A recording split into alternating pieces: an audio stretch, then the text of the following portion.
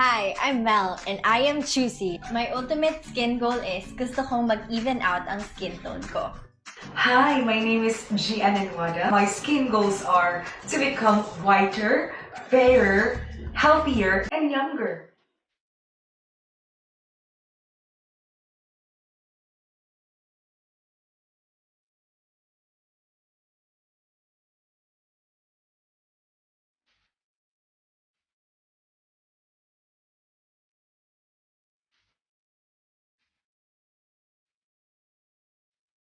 It really shows na yung skin ko ngayon mas moisturized, mas glowing, and mas healthy. Thanks to Group-DWC, I got my skin tone back. Thank you so much, Group-DWC.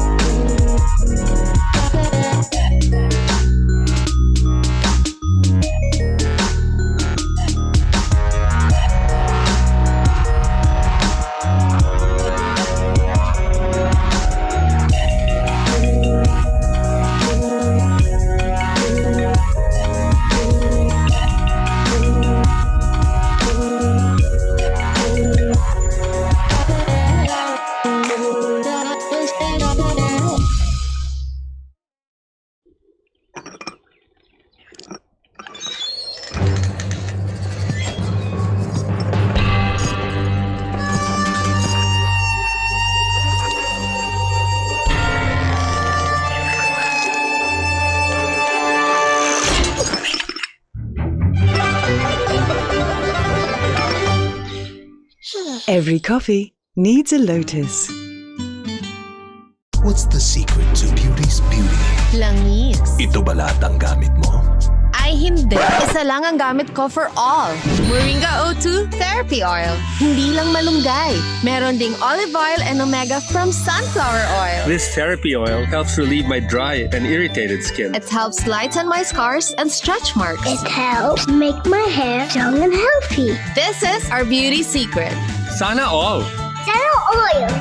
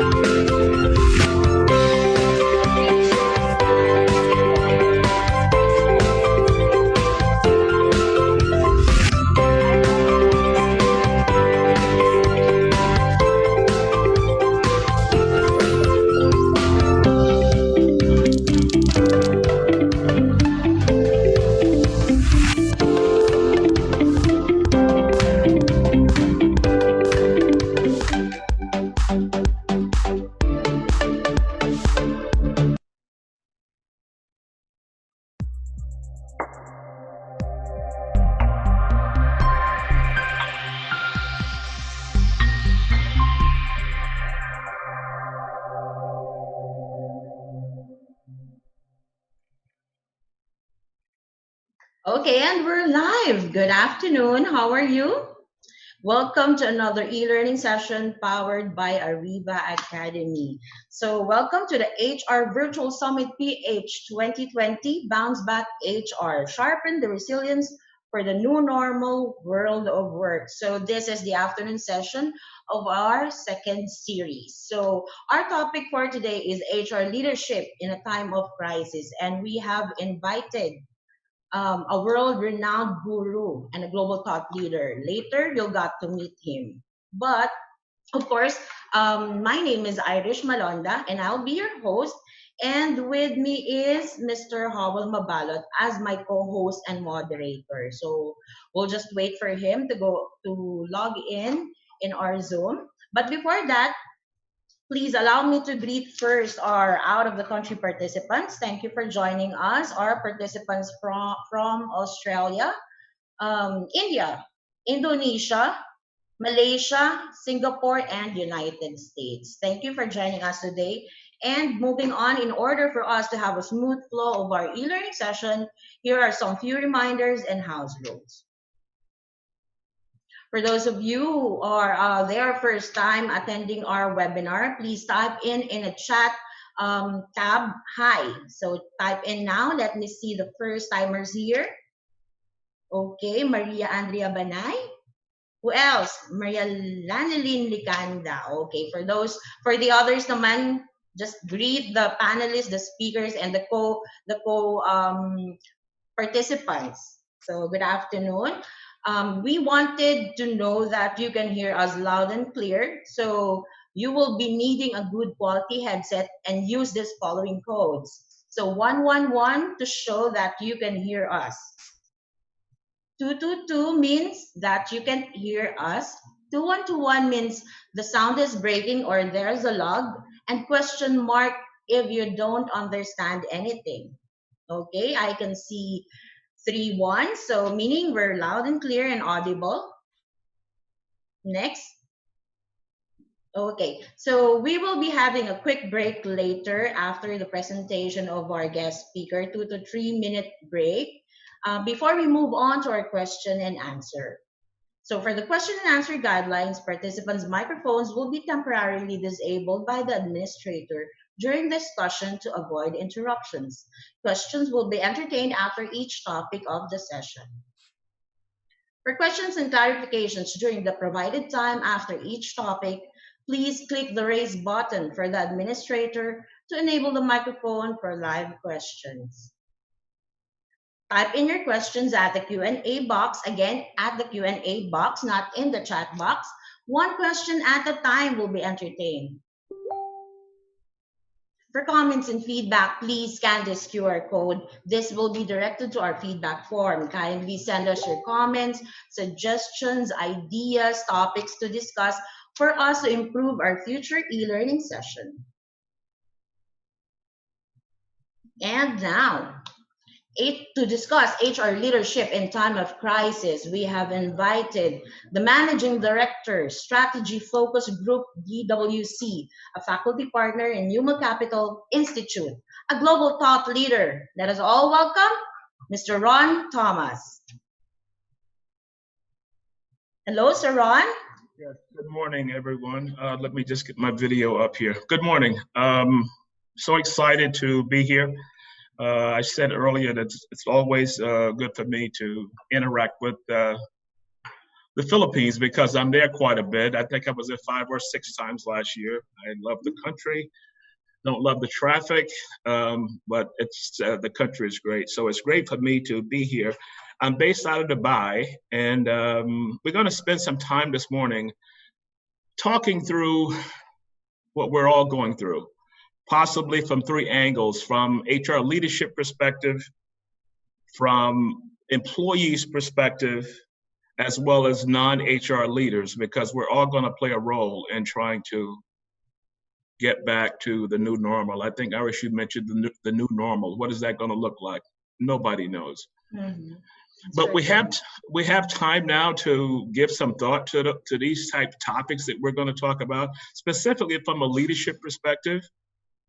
as we try and figure out what and how our our companies are going to try and get back on track. A lot of them are not getting back on track. I tend to, and anyone who's interacted with me in any of my sessions, one of the first or second questions I ask, specifically for HR people, is how many of you read the business news every day? And the other follow-up to that is that how many of you are part of your industry association?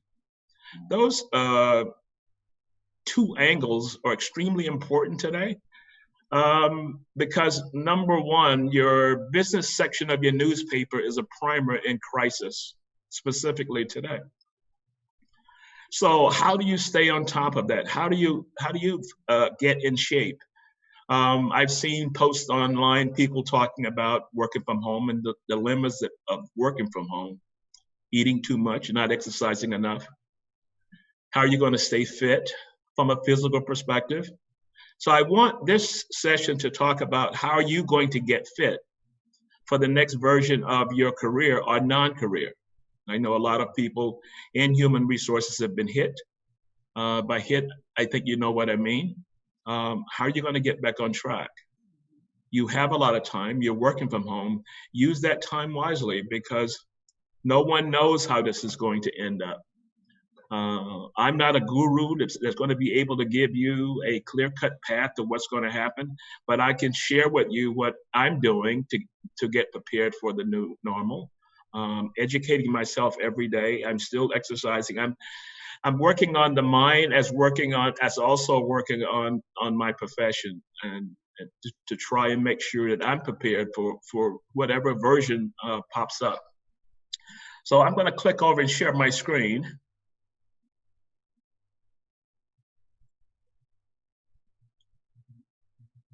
So we can get started.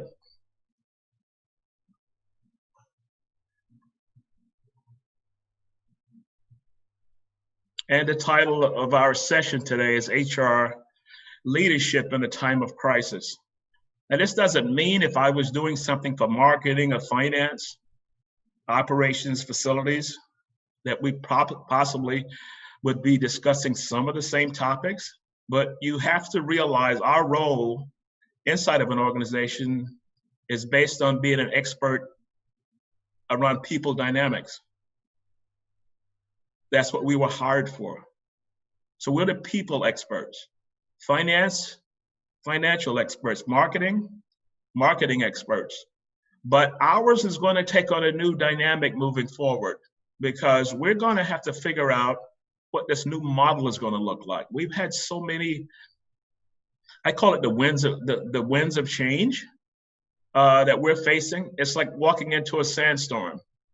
And how are we going to prepare once this sandstorm tends to subside, as much as that will be? And what are we going to look like? How are we going to guide as leaders and people experts? And I say people experts because that comes back to influencing. Lots of times people in our profession will not so much brand themselves as people experts, but that's what human resources, the profession, is about. I get into very spirited discussions with senior leaders as we discuss the value of an HR department, if you would unleash them to do what they're prepared to do. But so many times we're pigeonholed into a process-driven perspective, and we're excellent process executors, but we don't get an opportunity to move beyond that. So I'll say to you, even if your job is process-driven, you're going to have to use this time to upskill. And if you were fortunate enough to still have a job, you're going to have to use this time to upskill.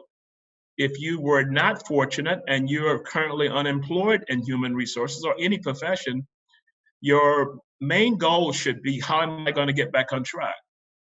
How am I going to upskill myself for the new normal, the new skills that are going to be needed? Because that's on us.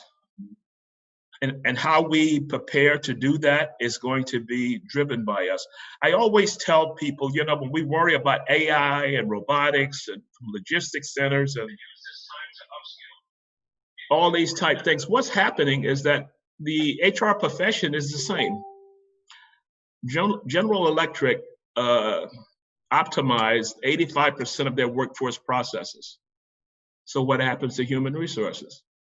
So I say we're going to have to upskill, because even if you're not doing it now, what's going to eventually happen is that your company or companies will be making changes moving forward for a whole host of reasons that we won't even go into.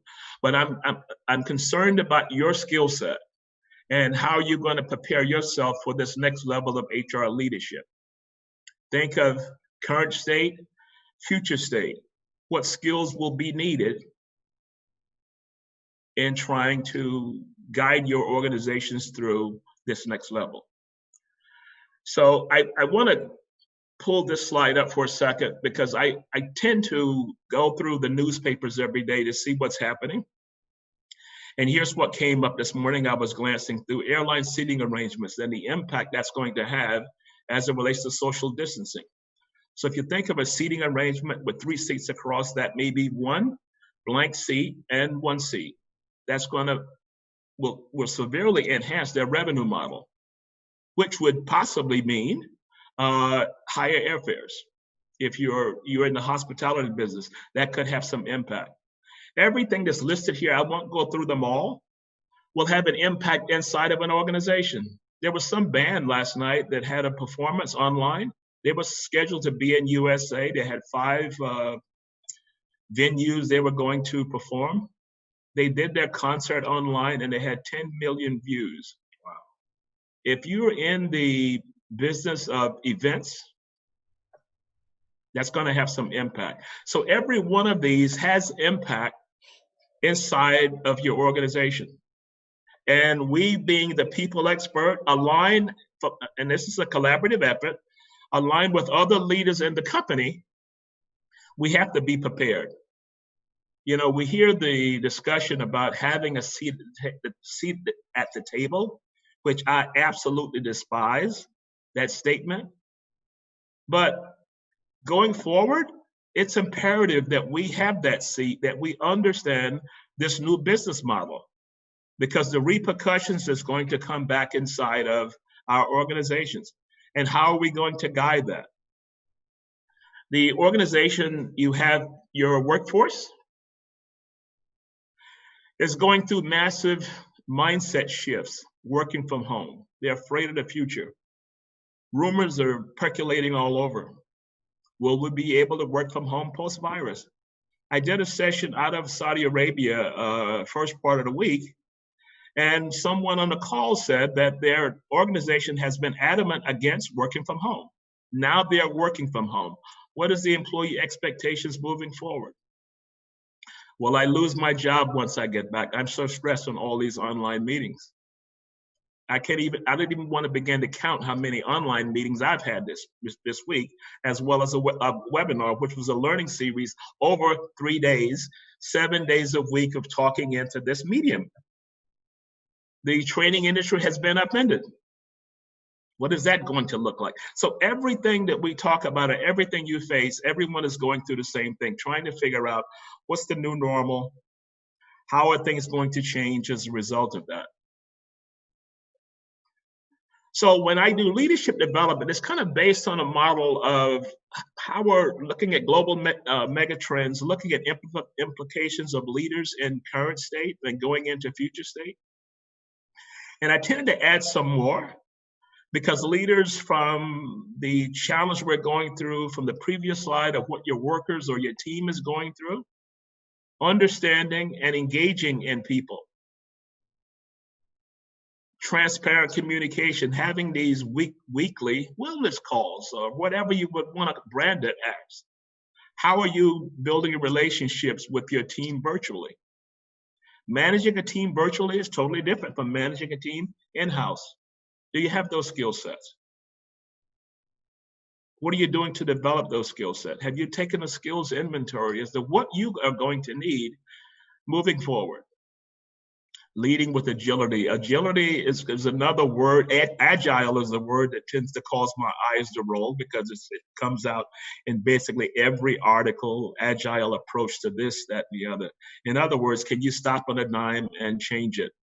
Can you do a weave and move into a different direction? That's what that's talking about. The normality of just going and doing that and punching the clock and going through your normal daily routine, that's going to be upended the same way you're upended sitting at home or wherever you're sitting, carrying out what you're going through. In Dubai, we're on 24-hour lockdown. To go outside, we literally have to go online and ask for a permit. And that permit will only be granted every 3 days. So strategically, you have to plan your week. That permit will only be granted for grocery stores, pharmacies, and if you are an essential worker. The last bullet point says the essential worker is the new strategic workforce. Now, you know, strategic workforce planning, one of the keys to that as it starts is defining the critical role. And normally that was strategically driven. Well, there's a new sheriff in town, and that's the essential worker, who's going to play a huge role in moving forward. If we look back at global megatrends, we'll cover those in a little bit more in the next slide. Technology, Zoom meetings, GoToMeetings, Cisco webinars, it goes on and on. There's Slack, there's Facebook for work. What model are you going to incorporate into your business? I was on a call last night with some people from the Asia Pacific region, and they said that their bank would not allow them to use Zoom. They can't download it on the platforms they're using, on their technology. How's all this going to play out? If you're recruiting people, what's going to be your mode of operation moving forward? Are you now going to move into video interviewing? And how is that going to work? How is that going to enable you to gauge a level of talent when they're sitting in front of you? So technology is going to play a huge role going forward. One of the key points that as I've listened to these updates across the world, they talk about the modeling. They talk about the modeling of this virus. And I'm thinking of modeling of a workforce. What is the workforce model going to look like? The phase 1 plan for Dubai opening the mall came out this morning. I'm reading through that. 30% capacity. Each person is allowed 3 hours. How would that affect the workplace if we designed a model for what it's going to look like when we open our buildings back up? See, all of these things that are happening outside in other industries that we see in the newspaper is going to come back into our lap. Give some time now to start thinking through, what is the new version going to look like? Employees' expectations are changing. They're working from home. They're getting work done. I was on a call earlier this week, and someone says, well, how do we punish people if they're not working? And my thought was, why is that a major concern at this point? If you have one person that's acting out, that's a one-on-one issue. That's not a policy issue. Spend time, not from a punitive perspective, spend time from an engaging perspective. Everyone's gone through a lot. We'll have time to deal with that. But I don't think that should bubble up, that would be the key point that we're going to be concerning ourselves with. What is the new model going to look like? If your industry is severely impacted, what is that new model going to look like? If you're in the hospitality business, if you're in the airline business, what is that going to look like? And this is where the term modeling came up that I was so intrigued by. Because if you're into data and analytics, the solutioning is based on modeling. You know, you plug in independent variables, and based on that, the formulas or the results of those formulas, when it comes out, it gives you a higher probability of whatever that solution is. Data will play a key role in doing this. So one of the things we'll talk about at the back end of my presentation is, how do you model all of the challenges and changes that are going through? And we'll use a marketing technique. I'll talk about a marketing technique. You can do the research on your own, but it's the same technique that you can use. Marketing has great tools, customer experience, employee experience. It's all the same. It's just that the dynamic has changed. The business environment, this comes back to your industry. If you're banking, how is that going to look if your strategy was to become a cloud bank? That may be speeded up. I was looking at data points behind retail. There's a market penetration of e-commerce was on average around 25% pre-virus. It has now reached 45%. And if you're in the e-commerce business, you're hot at the moment. If you're in the retail industry, you're not so much. Two contrasting industry, one is current state, one is future state. Crisis management. What is our plan? Have we put together a plan to move forward? When I read through the Dubai business transition, the new model, once it opens back up, I'm looking at the way that it was laid out, all the key points that was talked about.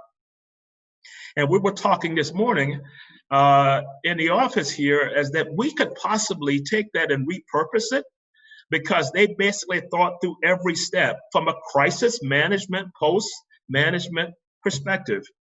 So these are the kind of things that we are going to have to stay abreast of what's going on. I've always said, ever so often, you've got to come up for air. And what I mean by that is coming up for air to see what's happening outside of your industry, to see what's happening with your competitors, and you follow the business news. Because when I ask that question, how many of you follow the business news, I get kind of a blank HR look. When I ask the question around your industry newsletter, or are you a part of that, I get kind of the blank HR look. And I don't think I need to describe to you what that looks like. I think you know what that looks like. You're going to have to understand from a business perspective. One of the things I've always looked at in growing my career, and I've been in HR coming close to 20 years, is that I've always tried to be positioned as a business person that just happened to sit in human resources. I have a slide at the back end of my presentation, Starbucks. We're in the people business, but we just happen to serve coffee. The business person's mindset can create an audience, or you will be accepted into that audience. If you're the outside person that's trying to enter into a business mindset, you might not be perceived from a branding issue as a kind of a strategic person. So spend some time getting fit for the new normal whenever that comes through. My quote here says, there will be leaders who will emerge out of a crisis like this. That's a branding issue, stepping up to the plate. What are you thinking about? Can you put a plan together? As I said, our profession is being upended. I always like to cover this slide because I think people in our profession need time to time, just go back and take a look at this. This is the SHRM competency model. If you look at this, there's 9 slices of the pie, and there's only one that's based on what we do. If you're process focused, HR expertise. But everything outside of that is needed in your organization today. Self-check, where am I? Consultation skills. Am I able to build strong relationship throughout my organization?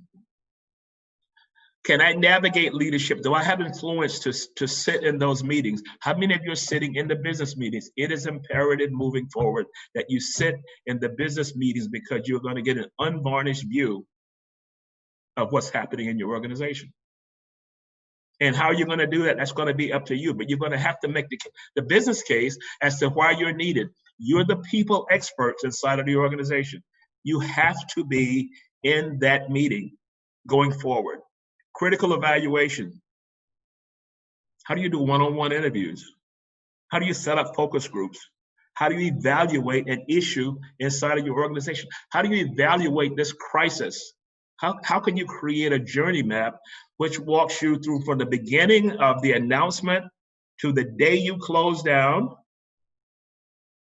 the wellness calls, communication strategy, what happened during that period, document everything. Because these will serve as kind of notes to build a strategic initiative moving forward. but you must understand what you have gone through to be able to do that. Here's a very famous quote. In other words, what got you in a certain position will not get you to the next one. Do not repeat the same tactics that you've gained in one victory. So you may have been there, were successful. Well, to move into the future focus, you're gonna have to build upon that. You're gonna have to build and exercise some new muscles to move it to the next area. 4 areas of leadership development. I've been kind of talking through this. Where are you now? If you look back at the SHRM competency model, how fluent are you in each category? And if you go to their site, it best explains what that is under each category. How fluent are you? If you had to do a readiness assessment and you graded yourself as a 4-point rater, where would you fall in those areas? Because the other 8 areas are gonna be needed post-virus. Immerse yourself in the future. What is the future going to look like? Nobody knows that. And anyone tells you, you log onto this webinar, we're gonna give you an inside peek into the future. They don't know that. They are trying to assume based on everything they've read.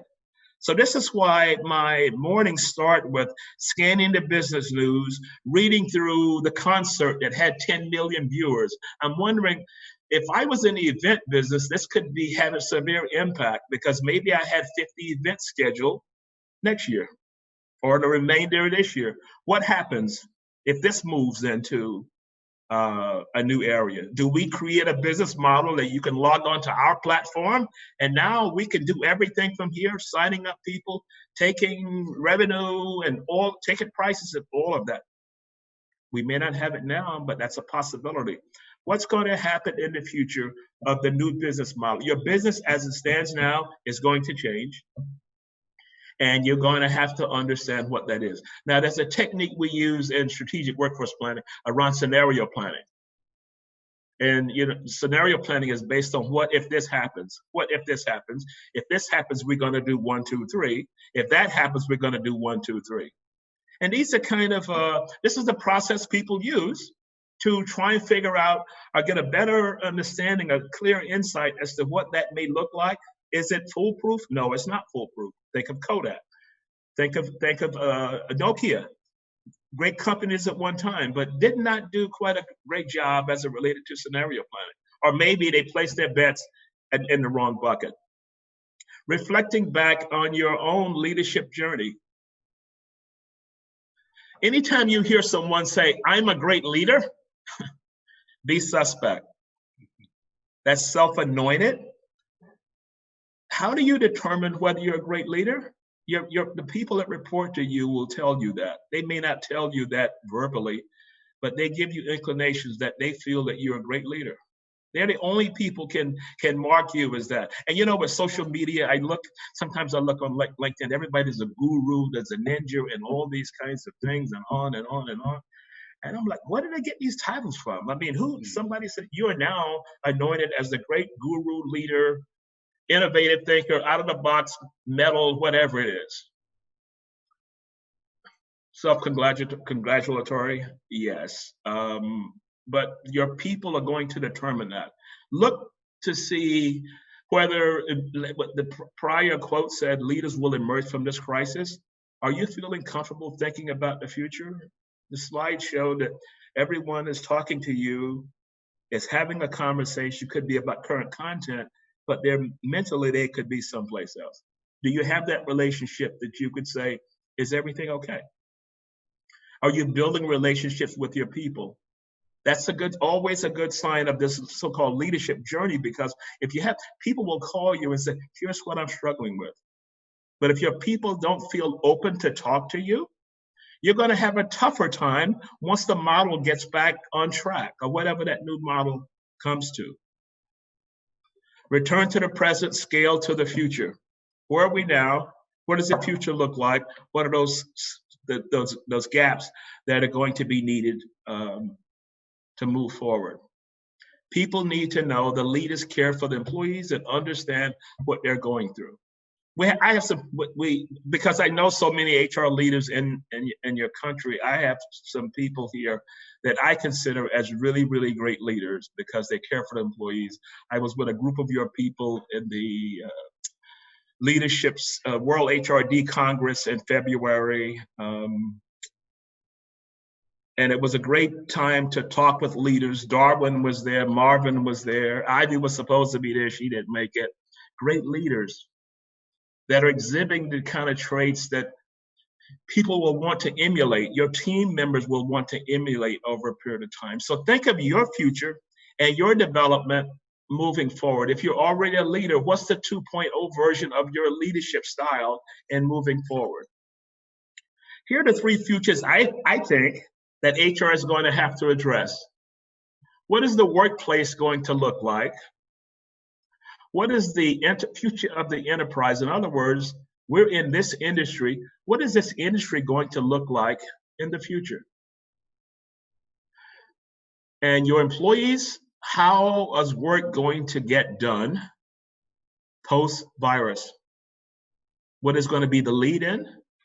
What policies are in place? Have we begun the process of thinking through that? This is why when I saw that model that the Dubai government put out this morning, I said, excellent, the way that they sketched it out. There was nothing to leave for guesswork because they basically thought through everything. Now, I say that to say, if you follow other industries and you read and see what's happening, you can always pick up ideas. Come out of the bubble. I say, come up and for air from time to time. And you'd be surprised what other techniques people are using to try and either do from scenario planning or trying to figure out what this future is going to look like, moving forward. The future is going to demand a new human resources. Even if you were strategically driven, you're going to become more strategically driven. If the brand of your HR department was process driven, you're really going to have to step up to the plate. Because what happens when that big meeting comes around and all of the key players are in the room, what is your presentation or your strategy is going to look like? You're sitting at the table, IT, marketing, finance, operations, business development, and everyone's talking post-virus strategy. What is HR's post-virus strategy? Take some time now and start thinking through that. The slide that says 1 through 8 that I started with, that's kind of an excellent starting point. My mother had this favorite saying, the journey of 1,000 miles begins with one step. Take one step now and start working on this. There's no need of waiting till you get back into the office and then it starts. Start collaborating now. Start calling key leaders inside of your organization. If you're process driven, think about your work. How will this change? How could you speed up this process? Everyone can play a role because you're going to have to change your influence as people experts, that people see you as a credible source of a strategic vantage point for human resources. So the version of you is going to have to change moving forward. So here's the big day, post-virus, in 2 months. Leadership hands-on meeting, everyone's in the room. What are you going to say? What are you going to talk about? Because what you talk about is going to intertwine technology, it's going to intertwine with marketing, it's going to intertwine with possibly finance, operating strategy, business model, everything. What are you going to talk about? How are you going to explain the role that you're going to play in moving forward? What is your scenario planning? If you were scenario planning with business development and all these other teams here, what are you extracting from each one of those that is aligned to some people-centric inside? And that's where it's going to come into play. Because the big day, the big room, everyone's going, are you going to nail it? Or are you going to get there and you're going to talk HR talk? HR talk means that nobody else in the room understands what you're talking about. Because you're using HR terms. You didn't focus from a business lens. Remember, Try and be seen as a business person who just happens to sit in human resources. Do you understand the financials? Do you understand the shortfalls? Do you understand the marketing dynamics that's moving forward? Do you understand the technology strategy moving forward? How do you find that out? You talk to somebody in those areas. You begin having those conversations now. Those are going to be important, specifically if you're in leadership. But everyone's going to play a role, even if you're in process. Will your process, what you're focusing on every day, is that going to change going forward? What role are you going to play? Start thinking about it now. The last slide I have later in this morning talks to the learning journey. And sometimes we take a learning event as a one-off. We go to a training for 2-3 days and we come back to our work. And we spent 3 days immersed in something and we don't bring any of that back. So I've always said, if you were sitting through any learning, what is the takeaway? How can I immerse that into Monday morning? Not a physical Monday morning, but I'm thinking, how am I going to immerse this conversation back into Monday morning? What am I going to think about? What am I going to work on when this closes out? And Monday, pulling my team together or analyzing the work I'm doing to see future scenario and the way that may look. Your organization is going to be hungry for it. Whether you're a leader, whether you're in a specific function and you're just process, everyone's going to play a role. So if anyone's on a call from finance, marketing, technology, operating, all of this is going to come into play. Future of how work gets done. What is the scenario moving forward? Future focus, the enterprise future focus. Will our model change? Neiman Marcus, very famous high-end store in the US, filed for bankruptcy on Monday. And as I'm reading through the article basically summed it up. It's the tip of the iceberg. Macy's closed 200 and some stores back in January. So if you're in brick and mortar retail business, it doesn't take a PhD to figure out that future focus will not be basically as a centered around that store and people coming into that store. You're not going to be able to change that. So how are you going to prepare your organization or prepare yourself if you've been store focused into an e-commerce side? This is why learning and development is now rising to the top inside of organization, because if the challenge or the strategic initiatives is driven by a digital approach, e-commerce approach, a new business model. If you look at your training portfolio of people here in training, are your offerings aligned to that challenge? There was a very interesting case study that American Express went through, and it basically tore down and restructured their entire human resource training department because they realized that all they had was training courses. It was not aligned to the weaknesses of the organization. It was not aligned to the opportunities of the organization. It was not aligned to the threats of an organization. That was a SWOT approach I just used. So they had to make sure all of their offerings, for the most part, were connected to some issue that was challenging their organization. SWOT analysis, I mentioned. SWOT analysis is a great way to analyze marketing, finance, operations, facilities. If you're sitting inside of, as an HR VP in one of those areas, start using a SWOT approach. Put your people through a SWOT exercise to diagnose that particular department or work stream or whatever it is. What is the new design going to look like moving forward? I saw that, well, it's got the word here, agile, which is kind of a buzzword, but think of flexible, being flexible. The plan that you may be thinking about or working on for this revised business strategy should be a model. And the model means that it will be disrupted, but it's built for disruption. And we consistently monitor.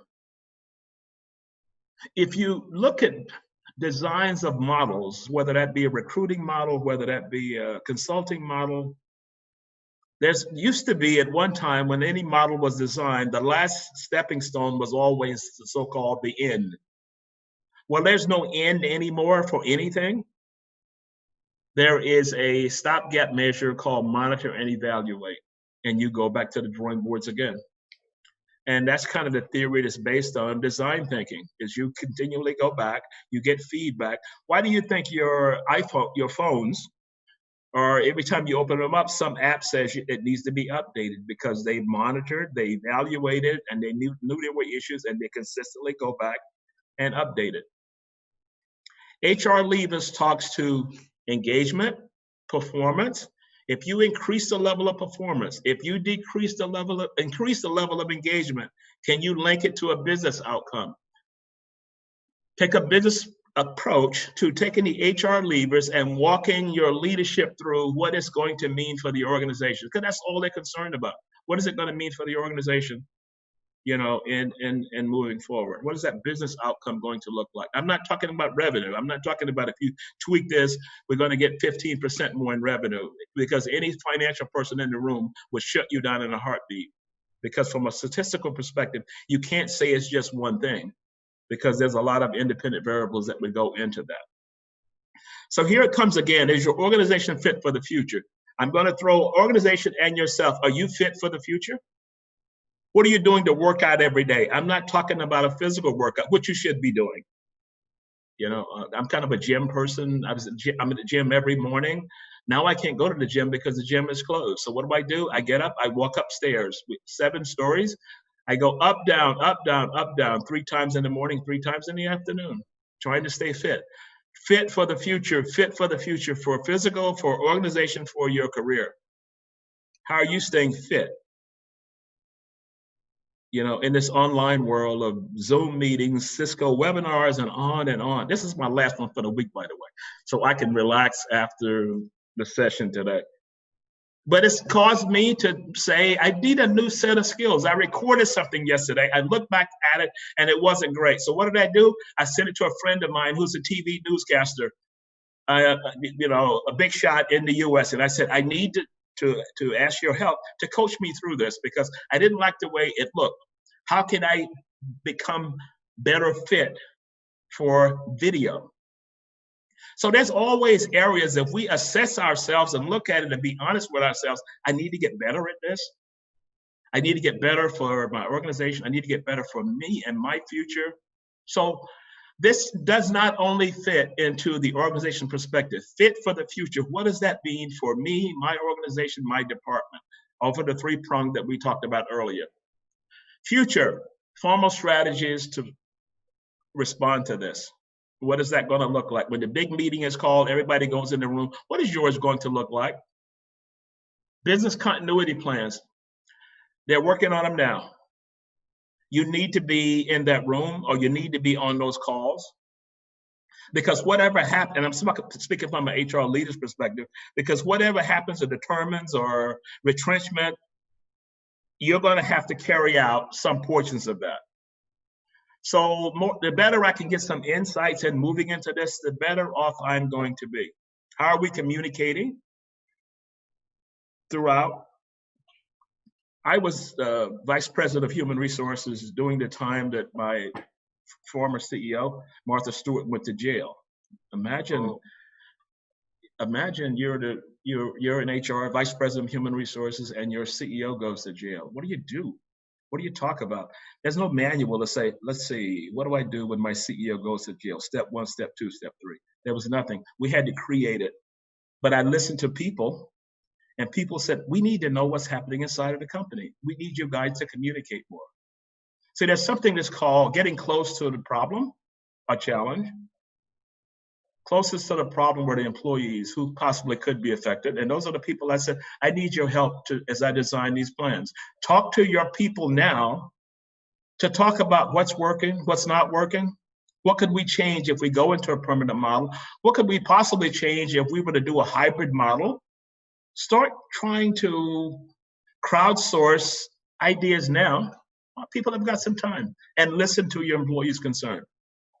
So your role, aligning the organization, responding, communicating, arming, or enabling your workforce to get fit for the marathon that's coming up. Safe concerns are heard. People are struggling, folks. I get emails every day. I get WhatsApp messages. I get Facebook Messenger. People are struggling. Can I run this by you? We're all going through the same thing. So you're no more unique than anyone else. Think of the ones that lost their jobs. Imagine the struggle they're going through. Well, let's try and make it better for the next batch coming through, that we can provide excellent HR people leadership so that possibly this may not happen again. Who's going to act as a primary voice that goes in and that meeting, and you're going to present that HR strategy? Are you prepared to do that? Who's going to be in this change model, which I'm going to talk to, that's going to be updating the changes, tracking tools, resources, whether that be on the technology side? Are employees going to be safe? What happens if there's a breakout of the virus inside of our organization? What is the plan for that? See, there's a lot of pieces that are going through. So we can worry about the business, but the reason we're out is because of the virus. So what's the safety strategy moving forward? There's so many moving targets. Do you have all the answers? Nobody has all the answers. But I tell you what, you can monitor things that are going on, and you can see what other companies and organizations and governments are doing, and maybe create kind of a basic framework to move forward. Recruiting, I kind of mentioned that earlier. I want to go through this, and then we could possibly, Howell, maybe open up for some Q&A now, because we're covering a lot of topics, because I'm going to kind of shift, and I'm going to go from a change perspective, then I'm going to go to a employee journey kind of perspective. So let me go through this slide, and then we'll kind of open it up, because I know someone raised their hand earlier. Being flexible, workforce policies. The call earlier in the week out of Saudi Arabia, adamant against not working from home. Now people are hankering to work from home because they see they can't get it done. Leadership is softening up a little bit. You can't go back to, I need everyone back in the office, because maybe there's governance that says 30%, 30%, 30%, or whatever it would work out to. And you do split days. Who knows? We got to figure it out. Seat at the table, front and center. You're the expert now. Expert in workforce modeling, expert in people strategy, sourcing strategy. Everything is falling back in our laps. So lots of times we've been talking about having a seat at the table. Well, you know what? You have the seat now. And are you going to perform and live up to it? Safety concern, new forums. What I would be thinking about if I was in your shoes, I would create an advisory board now of a cross section of employees and managers. And we have an offline call and discuss future, discuss workforce implications, discuss technology. On that agenda, we have covered one topic a week, or whatever it is. That's the audience. Got to get as close to them as possible. This is not an HR going into the room and coming up with a policy and procedure. You have to go and ask the people that are close to it. Empathy. People feel sorry for their workmates that lost their job. A lot of them haven't gotten over that. And a lot of them is wondering whether I'm going to be next. Transparency is extremely important. Consistently communicate as to what's happening. And managers' skill set may not be strengthened around a supporting style of manager, a coaching style of manager. So maybe your learning and development focus is building some workshop around coaching skills, supporting skills, mentoring skills. That's a strategy for learning and development, because in a lot of cases, managers don't have it. And if you think I'm stretching that, there's a book out by Gallup, and the title of the book is called It's the Managers. So with that, Howell, let's open it up and see if we can talk a little bit.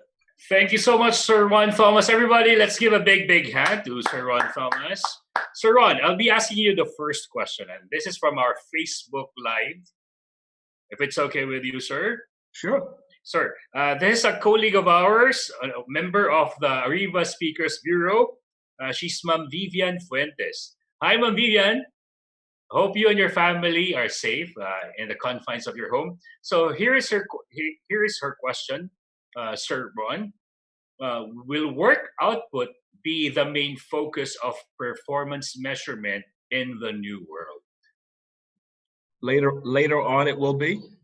Later on, it will be. But in the meantime, in the meantime, I would focus on their well-being with kind of an overriding talking about performance, but from a perspective of what would you need from us to enable you to perform better. Oh. And that way, it's from an empathetic kind of way, a helping way. I want to help you to succeed. What will you need going forward to do a better job of what you're doing? There's a three-pronged approach you can always use with issues. What's working now? What's not working? And what could we do to enhance or make it work better? What ideas would you have? That's always a good starting point. But I would not stress on the performance issues at this time, because from a perspective of statistical approach, if you've got 10 people, you may have one or two low performers that are possibly struggling. And that could be for a whole host of reasons. Everybody's struggling today. So work performance is important. And I know we need the numbers to be where they need to be.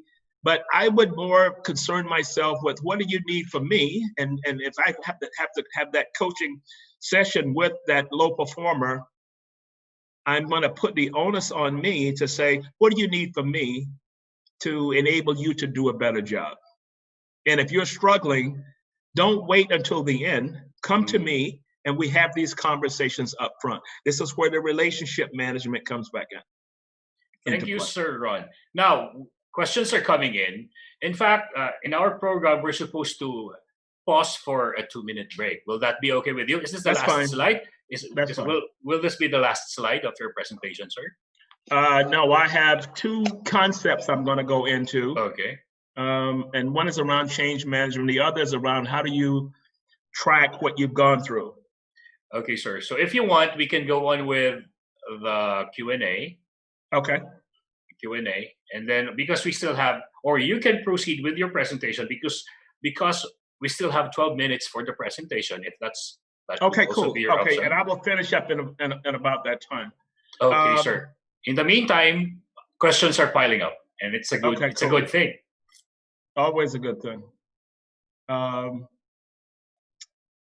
People ask me, what do I need? What do you think I need to focus on at my next level of growth? Now, we know that organizations are facing tremendous change moving forward. Tremendous change moving forward. So my focus always comes back to two things. If you like numbers, venture more into from an analytical perspective. Not many HR people like numbers. Mm-hmm. But what we all will go through, numbers or not, is change. How do you manage change? How do you manage a new work model? How do you coach managers through this new perspective? How do you design a change plan for the initiative? You create the initiative, and as it's implemented, what change mechanisms are you going to run through? Now, this is change model agnostic because they've got quite a few on the market. But it's kind of like if I wanted to understand how to make chocolate chip cookies and I was to go online and do a search for it, I may get 10 different recipes, but the outcome, I will have a plate of chocolate chip cookies. So any model is just a recipe. And, you know, I was in conversation with Martha at one time. We were talking about recipes and she said, think of this. She said, the first time you use a recipe, it's their recipe. The next time you use it, it should be yours. And what that means is that I'm going to use that model and follow every step, implement, monitor, and evaluate. Next time around, I think this point is weak, this point is weak, this point I don't need, and then it becomes your recipe. So as I walk through this, I want you to think of this because I'm going to approach it from three perspectives that the role of human resource plays or should play in a change process. Now, the reason I'm talking about a change process and the reason I brought this up was because whatever you design has to be implemented.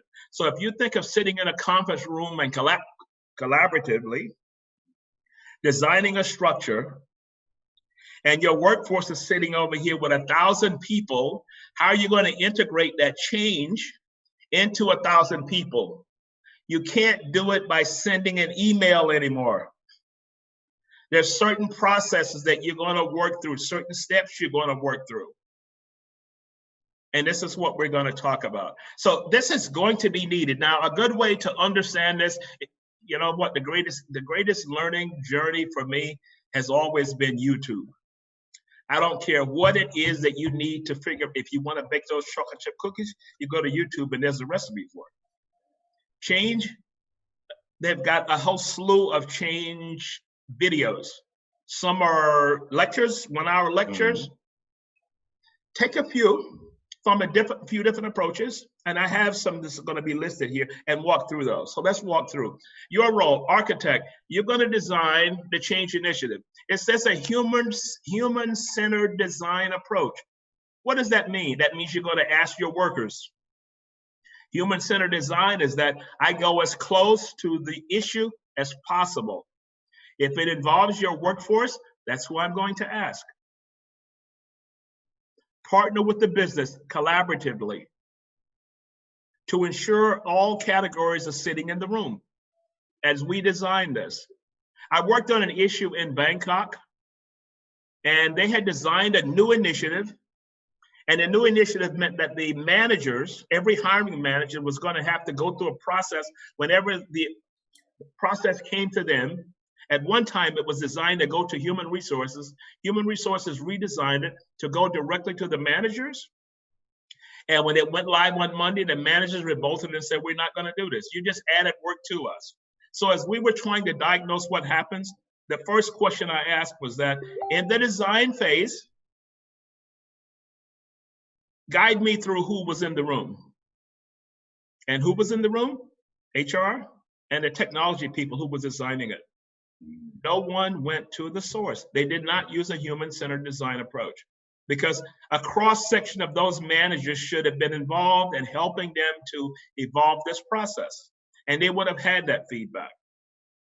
Plan for success, assessing readiness to change. Every company would possibly fail on the readiness for change now. Because if your work model is changing, you're working from home, all these thoughts are coming through. Mindsets are blocked as trying to figure this out. So extra care on the design phase, but make sure it's from a human-centered design approach. Broadcast, how are we going to broadcast this? The email announcement category is kind of on the downslope. Who's going to craft the communication strategy? Here's where collaboration comes in. If you've got a PR department, if you've got a marketing department, they have to be a part of this. Let them guide you through this because that's their expertise. One young lady told me that when she created her advisory board, she said, you know who was the most important person as we had gone through so many initiatives was the PR person, because the PR person knew communication strategy. And when they designed it, they passed it to her. She took it and she dressed it up. And she executed it out throughout the organization with some kind of communication plan. So don't try and relearn something as you're moving along. If you have this expertise, they need to be in the room as you're talking through this. What happens when this happens? The workers come to their boss and say, so what is this new initiative that human resources is talking about? And that manager says, don't even worry about it because they'll come up with something else. You know, they're always coming up with these different ideas or whatever it is. Don't even concern yourselves with it. They weren't coached. They weren't a part of the process. They weren't asked to participate in the process. So how are we going to encourage change once we implement the strategy? So we've created it, we've communicated it, now it's out into the workforce. What would be our role in using that? So maybe we do a kickoff meeting with managers. They've already been involved. We tell them about how this new thing is, and we answer all of their questions so that the people come to them asking questions. They have some semblance of a response, and they can take it forward. 3 categories of change processes: ProSci is kind of the new one on the block, 5 steps. Cotter is 8 steps. There are excellent videos on YouTube on both of these that you can use. Project Management Institute has kind of an integrated model, but that's tied into the task milestones of project management. So I'm not that familiar with that, but that could become a little complicated. But ProSci says, here are the 5 steps. And it's kind of like, I say 5 steps. What are the dependencies under each step? And working through it from that. You could have in your organization a certified change management person, because that's a specialty now. If you have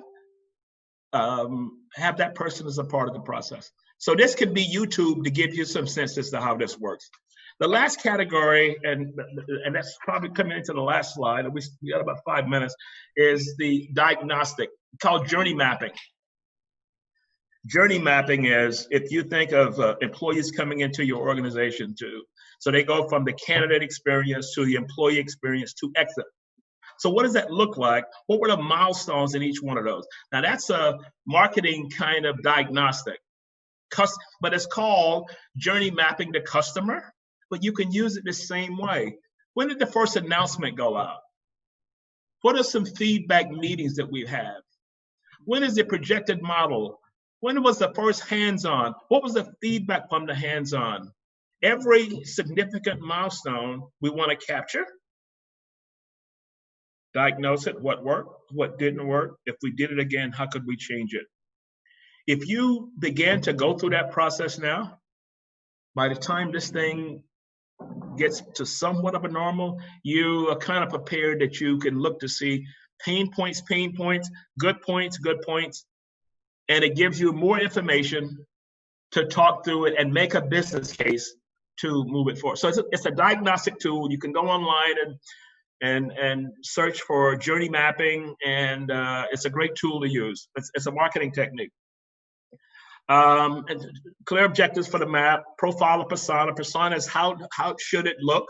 What is the goal of each category?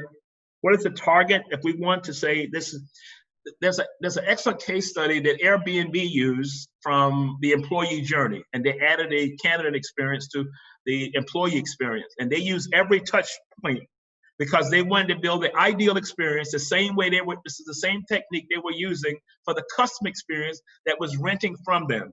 They just took the same technique and brought it into human resources. So list all the touch points, identify each element on the map, what resources you have throughout. And my closing quote, Starbucks, people business, we serve coffee, but we're in the people business serving coffee, not the coffee business serving people. Human resources going forward, we're business people, but we just happen to sit in human resources. So that means we understand business, we understand what's going on a daily basis. Today, you're gonna have to scan the business news. I don't read everything, but when I look at it and I see a headline, my thought always comes back to, if I were sitting in that room, I had to go to leaders to figure out what do we do from here? That's the exercise, the mindset shift that I go through. In doing that, mindset is going to have to shift, and it's gradual as you work through that.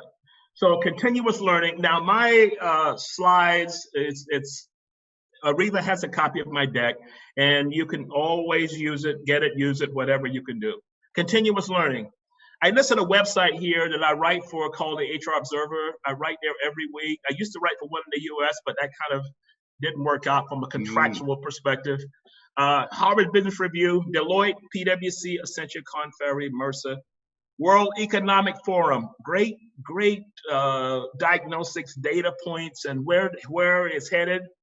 Gallup, I can't tell you enough of the information that comes down from Gallup. We are now in a continuous learning mode, and you have to get fit. And these are the barbells, these are the treadmills, and all the other things that inside of that gym that you don't go to, that you're gonna have to start using to get fit in your careers. And with that, I thank you. My deck says that if you need to contact me, my information is here. So we can go to questions now. If you wanna take a break or.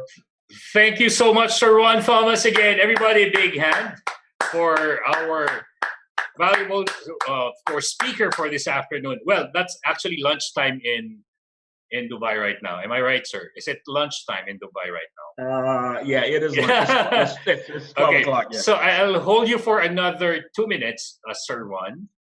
And then when we return, we'd like to encourage everyone to type in your question of the Q&A box so that after 2 minutes, we will be back for the Q&A. Sir Ron, please stay. Or you can, of course, have a bite of sandwich beside you if you have something. No. I'm good. I'm good. And we will be entertaining all the questions. The most questions that would be coming here we'll try to do that. So thank you. You are being funded now with appreciation. Don't you go away. We'll be right back. We promise. Okay, cool.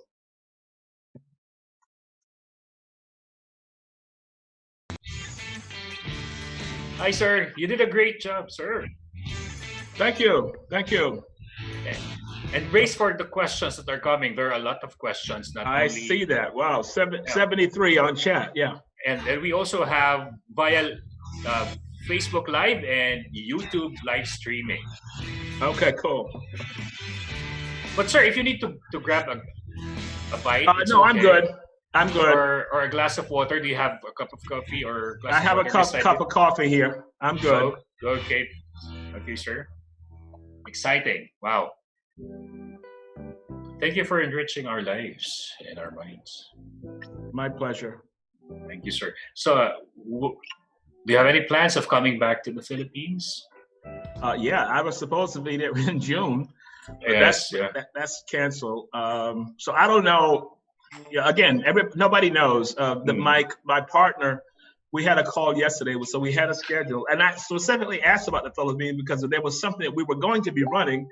You know, I would want to announce it, but there's nothing as an in-person kind of training that we're going to be doing there. So it's just kind of the new lay of the land. And this is the next best thing to face-to-face training, and we thank you, Sir Juan Thomas, for doing this.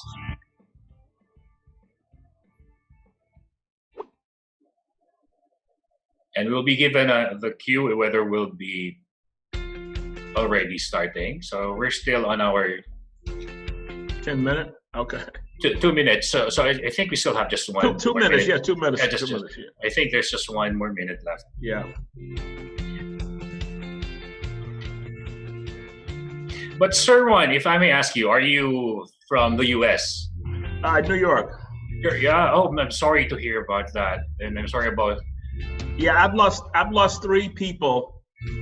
I've lost my oldest cousin, and I lost my sister. Oh my. Yeah. I'm sorry to hear that.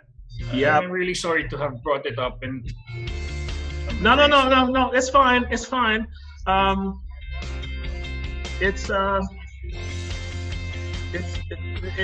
This thing has disrupted everything, and you know I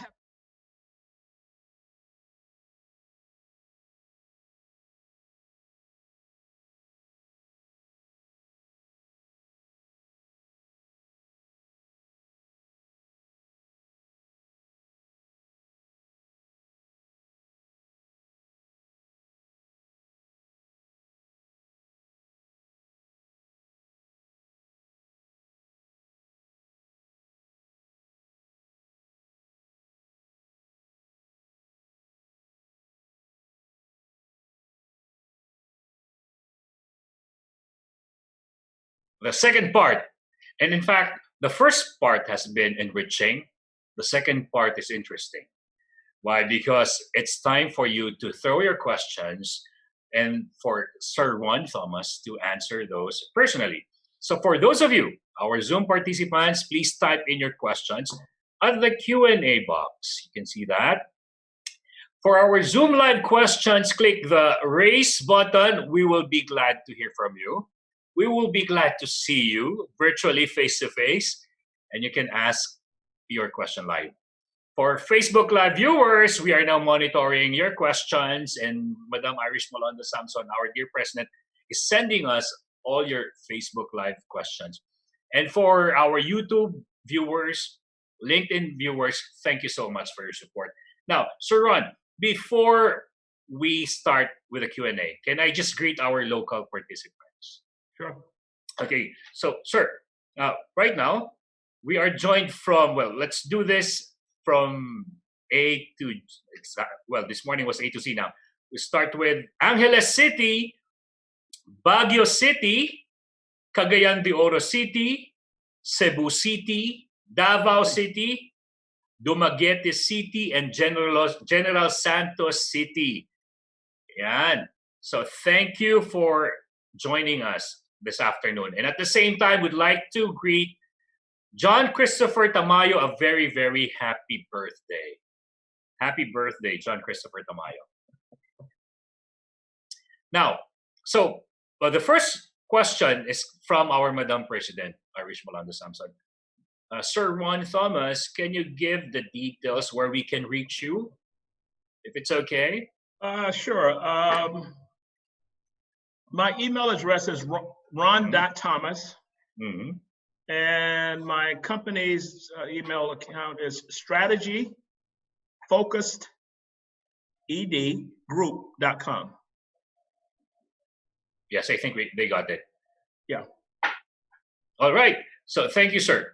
Sir Ron Thomas, during the 2-minute break,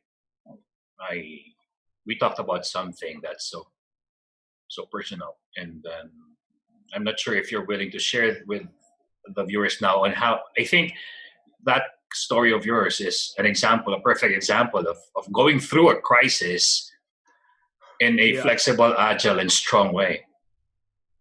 Yeah, that was extremely.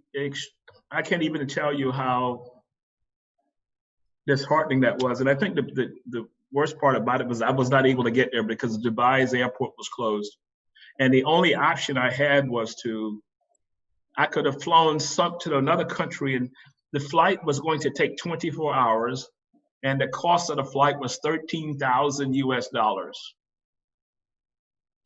And then as I talked to the family, there was nothing I was going to be able to do there anyway. I mean, so it was kind of the first time something has happened that close, and there's nothing you can really do. And so when we talk about these challenges we're going through, there's no script for it. There's none. There's none. So it's kind of like it happened, and that was it. So we had an online service after post-service, memorial service that was online. Everybody logged into Zoom, but that was kind of disheartening because it was at midnight here. And, so the rest of the night, you didn't sleep because so many things was going through your mind. So it was just kind of one of those things. But you know what? It is what it is. And I'm not the only one. When I look at 10,000 people in the U.S. have died, could be 10,000 plus. Well, that's 10,000 separate stories. That's true. And we all have a story. So mine's no different than the others. So, my heart goes out to everybody who's. Our deepest condolences to you, Sir Ron Thomas, and to your family. Losing a sister is no joke. Losing a loved one to COVID-19 is no joke. But we thank you for staying strong. We thank you for your professionalism. We thank you for moving forward and helping Filipinos to deal with crisis with the strength that you have. So, Sir Ron, let's proceed to the first question we have on the Q&A box. What to do with a leader who seems to be in denial with what is happening now and thinks everything will go back to normal when we all return to work? Okay. My first job was sales for IBM out of college. And so we talked about influencing skills way back when. And sometimes when you have a leader that you're trying to get to and the leader is rebuffing you, a piece of strategy you may want to use is who does that leader have confidence in? Is that the person they have lunch with? Is that the person they play golf with on the weekend? Is that the person they kind of hang out with? And maybe I want to use that strategy and go around and penetrate it from that side. Because if the one-on-one is not going to work, the block is still there. Well, that block that they're presenting to, in your case, could be different from that person they're talking to, because maybe on that person they're talking to is it could be they're having those offline conversations, which is totally different than what you're having. So when the block is there, how do I get around the block? Consistently moving forward, bumping heads is not going to do it. So I look for a surrounding approach, and I want to find someone there that's maybe they're talking to. But on the other side, if they're not there, can I make a stronger business case? Can I talk about the impact? Can I have a discussion? Okay. Give me the discussion on the new model. Okay, if it remains the same, what can we do? If it does not remain the same, what can we do? So I would kind of ask, could we go through kind of a small scenario? So let's say we go back to normal, we do that. We need to think about safety, number one. What are the redundancy implications? And I'm beginning to have a conversation, and I'm not trying to sell my view on the disruption. I'm just trying to say, okay, let's put some structure in place as to how we can, and I change the focus of it, and I can maybe get them, as they're thinking through something, to kind of open up a little bit. And you use that as an opportunity to kind of navigate through that. It's from people that are into sales, you know how to use these kind of techniques to do that. But all it is that one-on-one, face-to-face, if that's not working, surround it. And if the surrounding doesn't work, that person is so awful, doesn't have any friends. I just bring it back to a business case and say, okay, great. It's going to stay the way it is. So how can we prepare for staying where it is? If this happens, what's the safety procedure we're going to implement? That's a safe question that we're going to implement moving forward. Are we going to do full participation workforce, or what does the government say? Can I get your help to design something in that? And maybe in having these conversations over a period of time, you may get a small crack that you can maybe work something through. Those are good strategies. I like it, Sir Juan Thomas. Look for one person this person trusts and or listens to, and let this person speak the truth to this person in denial. Everybody has a BFF. Everybody has. Okay. You may not be the BFF, but everybody has one. Have an eye to look for that BFF. Now we have a sharing from Sir Darwin, Mr. Darwin Rivers, and he said, with millions out of job and thousands of companies barely surviving, HR leaders should prepare themselves to take a more active role in engaging their employees and the available talent pool to ensure that your organizations thrive in these times of crisis. That's his opinion. Yes. And I agree to that. That's an excellent opinion, because everyone is going through something. And this is where the empathetic side of this new leader comes about. Having those and have built the relationship. If you built the relationship, if you've grown the harvest, I can reap the harvest. Yeah, I agree. It's too late to grow the harvest now. And this is where a cultural thing comes back into play. If I didn't spend time on working, trying to create that kind of greenhouse, I can't harvest anything. Okay. And a lot of companies are going to find that out. Thank you, Sir Ron Thomas, for that. So it's all about you nurturing your relationship with your people, and eventually it will pay off. Now, Sir Ron Thomas, you mentioned something about self-anointing or self-anointed gurus. Yes. So what's your take on that? If we encounter speakers who say that they are the guru of, or like what you mentioned a while back, so what will be the approach, or how will the people be reacting to this particular, or these particular self-anointed people? Okay, self-anointed. So I'm doing a kind of Q&A with the self-anointed expert as to tell me why you have that title. Or that could be one, or that could be the people listening to these self-anointed. Well, yeah, because I give you an example of that. Someone was speaking at a conference in the US, and it was listed as a global human resources expert. And the question came up in the audience, said, I just reviewed your LinkedIn profile. You've never worked outside of Ohio. So how is it that you're a global HR expert? So sometimes when you're vetting people, you may want to do that up front. Walk me through your background. Walk me through the 20 years you've worked, and give me some highlights of each. What are your learnings coming from that? How can you take those learnings and share with my audience? And that way you can kind of do a filtering process. because I applaud the person who asked that question, because after that, someone sent me a note and said, I met another global HR expert, Ron. Check out this profile. And it was the same thing. And lots of times in today's branding, you know, somebody will do one speech and they'll say they're an international speaker. And it just goes on and on and on. But if I'm bringing someone else in, I've got to do my background to make sure it's qualified. Because you may have someone that asked that question. And if someone asked that question, everything you've just said now is taken with a question mark. Thank you so much, Sir Ron. So it's all about credibility versus marketing. Right. Yeah. Thank you, sir. Now, we have a question from Wendy Tuason. You mentioned that there will be leaders who will emerge out of a crisis like this. I agree. But how do you think we can sustain that from our leaders? Okay, that quote, we will have leaders that will emerge from that. These could have already been leaders, but may not have been perceived as leaders, but maybe they step up to the plate and they've come.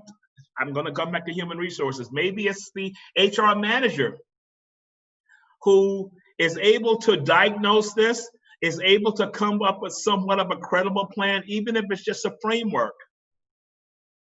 And if that person gets that opportunity to crack that and get inside of that space, your goal then is to stay there.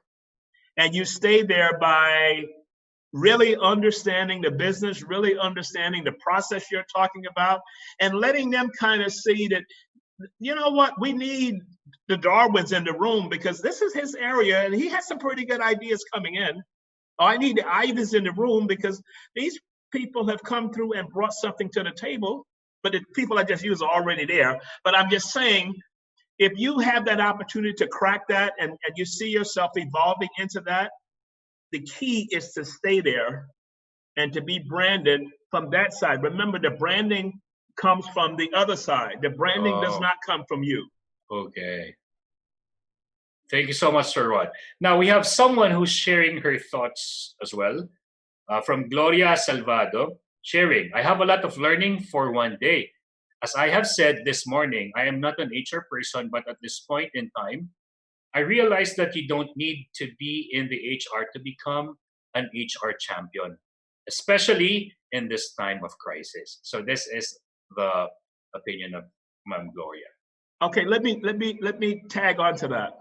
When I talked about advisory board, and if I heard someone make a statement like that, that's the person I want on my advisory board. Wow. Because that thought process shows me that I'm open to learn, I'm open to contribute, and there could be 100 people on this call, but I want to say, I'm not an expert here, but I know I've got learning to do. Humility, you just shared it. So I'm going to say, come on down. So, Ma'am Gloria, come on down to Dubai. Come on down. Okay, sir, we have a live Zoom question. And let's call Cromwell Maestrado. Cromwell? Yes, hello, sir. Good afternoon. And it's my pleasure to be part of this tremendous learning activity. Thank you. Thank you. My question is, well, we talk about leadership, though. We know for sure that leadership is somewhat like complex in terms of the way how you define it, and the person who experiences such type of leadership skills or strategy. But my question is, in times like this, well, we are currently in the most challenging, trying, and turbulent times. How could we reassure the people we're leading that our leadership is solid and will bring a great foundation to be the future-proof leader somehow in a certain organization? Because what I really have a problem is the consistency of the leadership skills, the styles and strategies. Some of them cannot sustain for that period of time. So how could we make this kind of leadership skills sustainable in the long run? The leaders that get it should be the voice. Yes. We talked about this relationship piece. When you go back to harvest now, you want to harvest the people that have risen to the table before, the people that have built solid leadership capabilities. It doesn't have to always be the person on top. It could be someone on that team. Because we know, and specifically I know from dealing with leaders, probably 90% of my work is dealing with that. Some of them are so far removed from reality, and you can only have a coherent conversation inside of a conference room. So I can just imagine a relationship outside of the door. But you have team members that maybe get it, that maybe in conversations, I look at statements they made, like the previous statement that was made, that approaches it from a humility perspective. So it says a lot of leaders will be discovered from non-leaders to leaders. Well, a lot of leaders, have these skills already, they've already built relationships. These are the ones also that's going to rise to the top. And if organizations were smart, these were the people who would lead the apostolic communication or lead the hands-on kind of all hands on deck or set up a call for everyone. They're going to have to step up now. And if that leader up top, like the example we used before, that just didn't get it, you couldn't approach, well, there may be someone on that team that may be on our call or on our get-together, they would lead it. So that works both ways. Non-leader to leader, leader 1.0 to leader 2.0, because the 2.0 is a different skill from the 1.0. The old command control, I'm in charge, will not work going forward because you never built a relationship. So there's nothing in the harvest in the garden that you can go harvest because you never grew anything, and that will come out. All of that's going to come out moving forward. And there will be changes from a board perspective and realizing this is not the leader I need. So the leader that got you into this role as a CEO or managing director, whatever it is, I need a different skill set post-virus. And that skill set post-virus, now more than ever, is going to have to be a people-type leader to move it forward. Right. The bottom line here is you have to remain flexible. How to be flexible. Yeah, exactly. And agile. That's true. Agile, nimble, and quick leader. Well, at this generation, you have to be transformational, though. Yeah. And of course, very quick in leadership. Well, considering all the generations, Yeah. You have millennials, Generation Z, Generation X, baby boomers, and all. So we have to incorporate them all together. Exactly. That's a collaborative approach. If I go to the Gen Zs in my organizations and the millennials, I want them on this advisory piece. I want them on trying to explain to me what's going to work in the new policy. I want to understand the demographics of our workforce. What is the growing demographic? If that's the growing demographic, I need their voice as I'm planning something, because otherwise you're gonna be off target. Right. Well, thanks a lot. That's very insightful and very enlightening, sir. Thank you so much. I agree. So thank you, Sir Cromwell Maestrado, for the live, the Zoom question. And thank you, Sir Ron Thomas, for that answer. Now, we'll move on to the next question in our Q&A box. Well, as I mentioned a while back, Sir Ron Thomas, we're being flooded right now. And unfortunately, we only have 5 more minutes.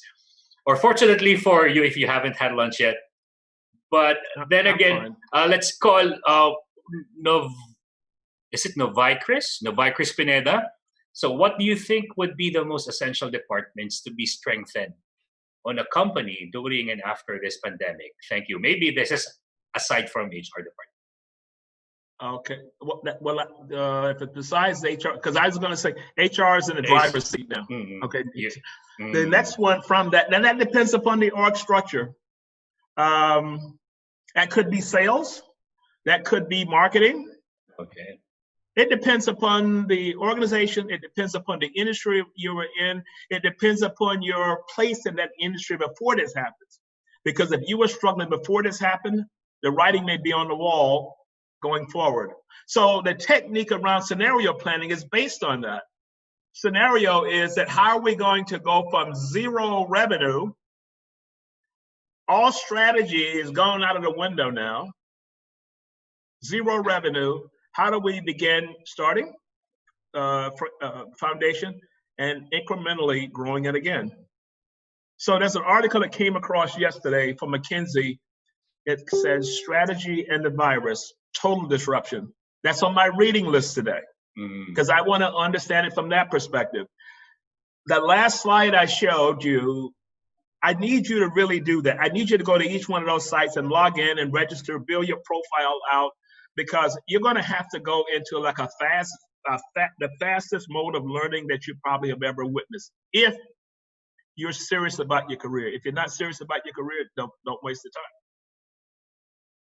Thank you, Sir Ron. Now, from Lourdes Abayan, how would you be able to delegate responsibilities that your HR staff will take it positively? I will ask them. I will bring all of them into the Zoom, the room, or whatever methods we're using, and I'd have that conversation with them. We have to move away from one person being the decision maker, and we have to move to, so from methods in consulting design, one-to-one, as I'm talking to you, I could do one-to-one on each one of those members, which this is a method you could use. I could do one-to-one, and I could understand the constraints or challenges for each one. And then I could do one-to-many, bring all of them back into the room and said, we got 10 different ideas. Let's use a prioritization exercise to see what are the top 3 we can work from. And by the session's over in 50 minutes, we can walk out and we'll have our strategy in place. Now, what's the difference between that or I'm looking out and said, I want you, based on my perception, as opposed to getting everyone in the room on the same page, or everything comes out in the wash, we have a discussion, and we have a group strategy moving forward. The group strategy moving forward is going to be extremely successful. Thank you, Sir Ron. Other one will not be. Thank you, sir. So at least that's the next best thing to face-to-face, which is the Zoom, the Zoom room. Zoom room. The Zoom room. We have another live question, sir, from Ivy de Borja. Miss Ivy, are you? Hi everybody. So my question is there an antidote to negativity coming from people who lost their jobs and their friends who are still with us?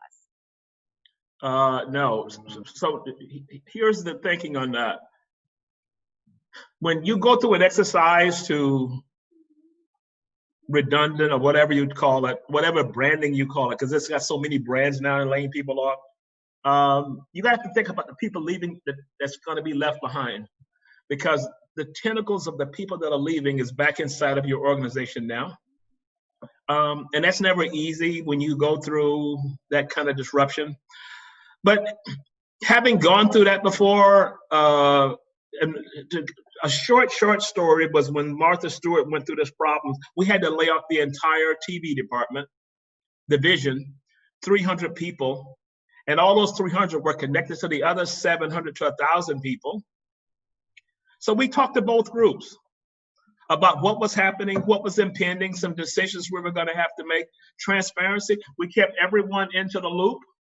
And the people that were let go, we pulled out all stops in making sure that they were equipped to go to this next phase. We had resume writers come in. We have interview coaches come in. So we had some support for them. They knew from a business perspective, we lost the contract for the TV show. So I don't know what was the parameters of you losing those people, but everyone has to understand this is what we did, the choices we made or whatever it was. Lots of time that's kind of hard to explain, but I much prefer being as transparent as possible, letting everyone know. And even if people that are left behind, what are your thoughts? We just went through an exercise that has a lot of people kind of wondering about their careers and everything. Let's talk about that. What are you worrying about? What's on the agenda for you? And sometimes people have to just let it out. And if you let it out where leaders are listening, whether I have a solution or not, at least I was there to try and comfort as much as I can. Because you don't have the ability to go out and say, okay, the 200 people come back. You don't have the ability to do that. And the people that were caught up in that, they knew that our product that they were delivering was canceled. So we couldn't just pay them to sit around and do nothing, but we went through a thorough explanation. We gave them the business dynamics. But what we did on the other side was that someone wrote an article about it in New York, and they said we laid them off with heart or whatever. I forget now the term they use, but we did everything possible. And what happened on the other side, people that were still there, someone came up to me and said, I've been in a lot of companies that they laid people off, but I've never seen a company went through as many hoops as you guys did to help all these people out. That was just absolutely amazing, because we brought the coaches in, we brought them into a physical location that everyone could see. We contacted every other TV company and had their recruiters come in and spend a day. We branded National Geographic table, Food Channel table. All of our employees had to work through that. So even the employees who were coming in to be coached knew that they were getting special treatment. Even the ones that were left behind, a visual to see, wow, this is a great company. Look at what they're doing. Thank you so much, Ms. Ivy de Borja. And thank you, Sir Ron Thomas. You know what? I believe that stories are the best way. It's called storytelling. To convey a message. Yeah. And you know what? That's a powerful message you have conveyed with us about you going the extra mile to ensure that you don't drop them like hot potatoes, but make sure that another set of hands will carry them, and so that their life will move on. Thank you so much, Sir Ron. Are we still okay? We're okay. We're with more questions? This is my last call for the day. Oh, good. Now, so from Josephine Fernandez, after the ECQ, how is the best way to assure back those who work from home all throughout? How will we deal with those who were part of the skeletal force? Any incentive out? First of all, what's ECQ? Oh, I'm sorry. That's a jargon in the Philippines. This is our enhanced community quarantine, or the lockdown version in the US. So what incentive can we give aside from the monetary payouts to those who work tirelessly, skeletal force? I'm gonna draw a blank on that. But if I were concerned about that, again, always use in change management, one of the structures of a model is audience impact. So if you think of that, what audience is going to be impacted, and you go to them and you ask them. It's kind of like if you're designing an employee engagement strategy, you're sitting in the room and you say, well, hey, we can offer free coffee, we can do this, and you put it out there, and employees walk by, who thought of this dumb idea? You didn't ask them. So if I had to face something like that, I cannot tell you enough, this collaborative approach and audience analysis. Think of this. What's the business challenge? What is the workforce implication? What is the audience that's going to be impacted? Step 3, audience impacted. That's where the solution is going to come from. We have to stop trying to be seen as the person who has to come up with all the answers. If I go out into a workforce of 1,000 and I maybe do 4 focus groups across, if I have the time or whatever it is, and ask them, I pose that question to them. What could we do that would enhance post-virus or EQ, whatever acronym you use? ECQ, yeah. ECQ. How could we effectively approach that? You would be surprised what I've always said, you're always surprised where the nugget comes from. And the nugget could come from someone who was the lowest level, who just got hired. As opposed to, leaders sometimes feel that they should have all the answers. You're heading for disaster today with that. And you're gonna misfire the vast majority of the time. But if I ask you, you're gonna tell me. And that's the humbling truth, Sir Ron Thomas. Yeah. We don't know everything. And I don't want anyone to ever view me as this expert person. But you are. No, I've had a lot of different experiences, And I can translate those experiences into what you ask me or tell me. But my overriding theme and what I do is that I need to go to the audience that's going to be impacted, and I need to have a conversation with them. I can run a focus group. I can run a Q&A.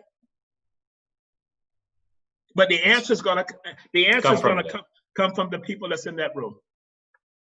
So it's not just about authenticity and sincerity. It's all about listening skills. Listening skills. That was one of the key points, listening skills. Listening and skills. You know what? To be honest with you, the vast majority of leaders don't listen. Why is that, Sir Ron? Because they listen for pauses. They've already locked down their thoughts, views, whatever it is. Okay. And they don't want to let that go. Because if you come to them right away, if I'm the managing director or whatever it is, you coming to me for a question, I got to tell you I have the answer. But it's okay to say, you know what? I don't have a clue, but let's talk it out. What do you think? Let me put it back to you. What do you think? And we'll start the conversation off with that. And then I'll give you my views. But let's just have a conversation. I don't want it to be one way you ask me, I give you my thoughts. My thoughts and solutions could be New York based.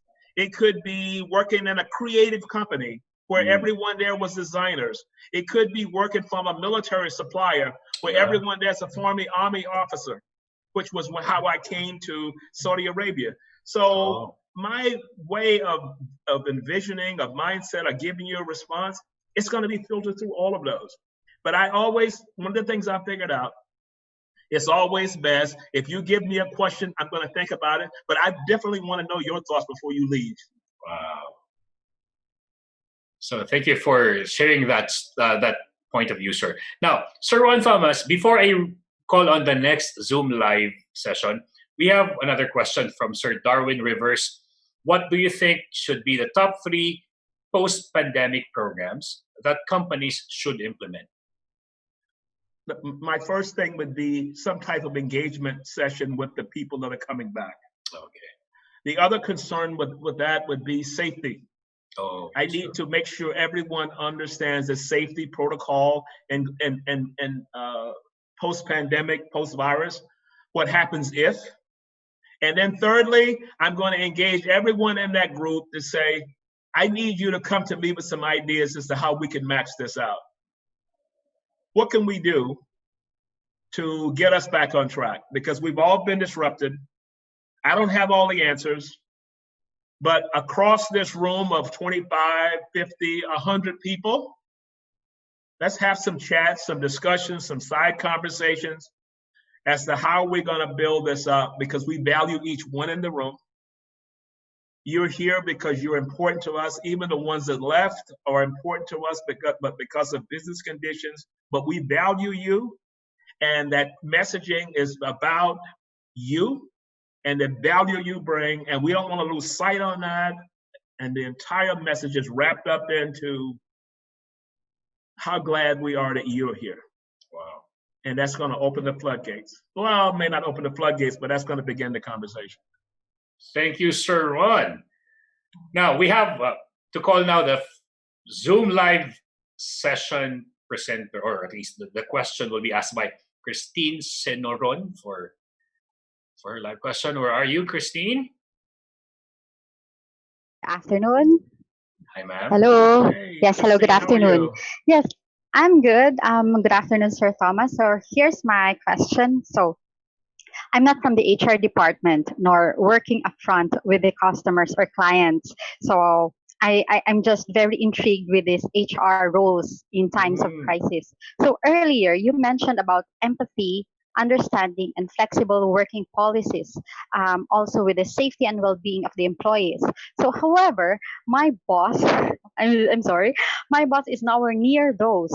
So how do you go about as a manager if this kind of leadership is way out of hand, forcing the employees to work amidst the lockdown and all here in the Philippines just to produce an outcome and results, and work from home model is nowhere an answer. And instead of supporting and coaching us, all we hear is just pinpointing all our faults. Oh my. Thank you.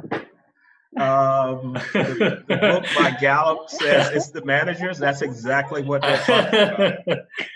Oh gosh, you know what? I could feel my blood pressure rising as you were walking through that scenario. Because this is exactly what I'm talking about. Now, is there possible solutions with that? So we talked about the frontal approach may not work, so we surround it. Maybe, maybe not. But my question coming back to you, so your workers still have to come to work even with what's going on today? Yeah, we're still going to work. Wow. You've got a huge problem. Because your workers are looking at the news, your workers are talking with their counterparts across who are working from home, and here's a total lockdown, shutdown, I'm the leader, I'm in charge mentality. Because our that's a classic case, but as for solutioning, I don't really know. Because if that person can't, that person is going home at night, that person is watching the same news, that person is reading the same situations here, people dying with this virus, and you're kind of downplaying it, and you still want people to come because of the KPIs that you've designed, they're lost. So we'll pray for you, Christine. Yeah, but I tell you what, Christine, what's gonna be the end result of that? Your employees are steaming. They are looking for a way out. And I know it's a tough time to try and find a job, but the first opportunity that presents itself, they will jump ship. Because you've shown as an organization, you cared about no one's health. And this is a health issue. You didn't care about that because the KPI was overriding the health issue. A KPI for a business was, so they've already shown you where the importance of the organization of the KPIs and the outcome. It has nothing to do with their employees. There's no, and to be honest with you, there's no solution to that.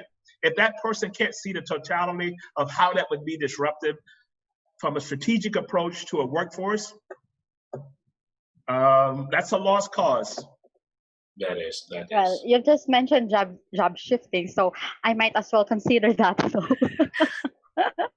When all of this is over. Look at it this way. So what's the challenge? It's a health issue. And then there's employment. So employment can go one way. I'm still employed, or I've been downsized, or whatever it is.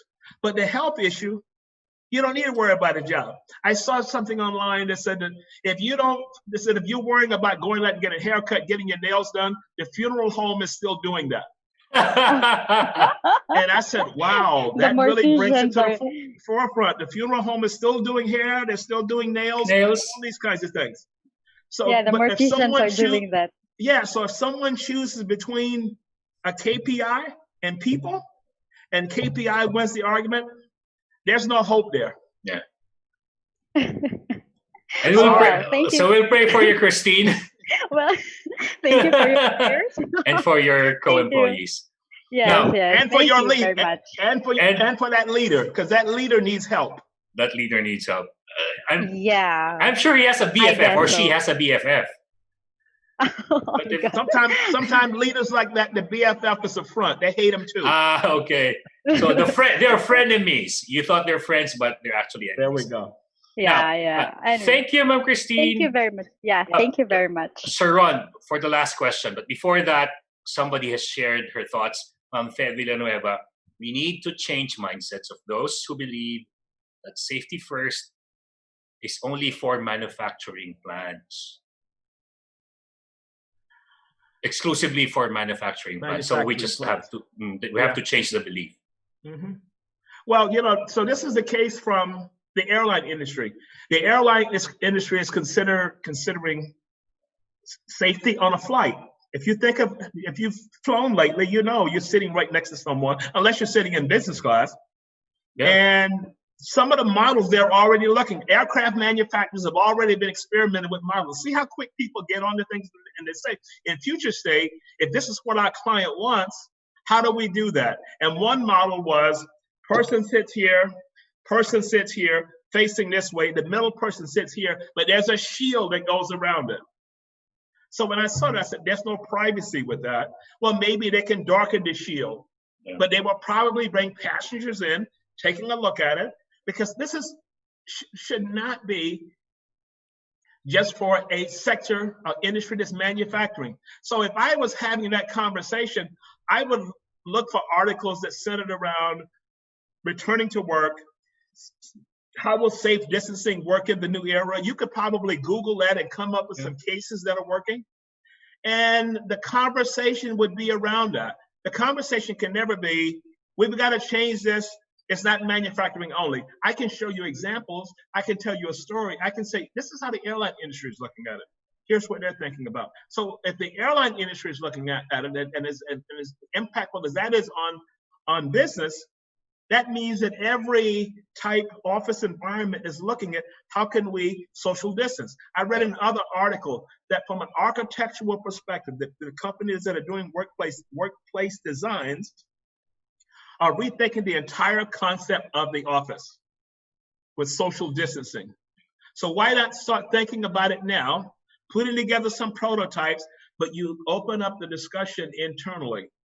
These are the kinds of examples you can use. It's not just manufacturing. There's so many other industries that are going to be impacted, as a result. So thank you, Sir Ron, for that.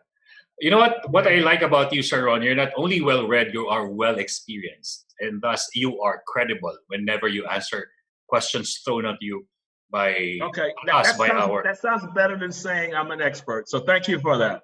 Okay, thank you.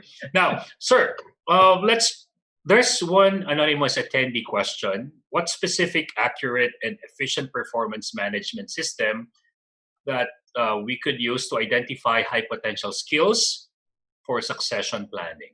Okay. So you're talking post-virus. You have to be talking post-virus. It could be. Yeah, because that would not, I don't think that would be on the agenda now. For now. Maybe post-virus. Well, and again, that depends upon your budget. Oh. Now, Conferry is the leader, one of the leaders in that. You also may want to check out, if you search General Electric, Session C. And the Session C, which is free, you can find that online. I have a copy of it someplace. Session C is this. Not so much from a succession or doing an assessment, because an assessment is not foolproof. That's not 100% accurate. That just gives you kind of a ballpark.